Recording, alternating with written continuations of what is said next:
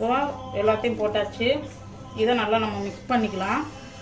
இதை மிக்ஸ் பண்ணிவிட்டு இதை உருண்டை பிடிச்சா மரவள்ளிக்கிழங்கு உருண்டை லட்டு, இல்லை இதை அப்படியே வச்சு சாப்பிட்டோம்னா மரவள்ளிக்கிழங்கு புட்டாவும் சாப்பிட்லாம். இப்போது பிசைஞ்சாச்சு. இப்போ நம்ம உருண்டை பிடிச்சிக்கலாம்.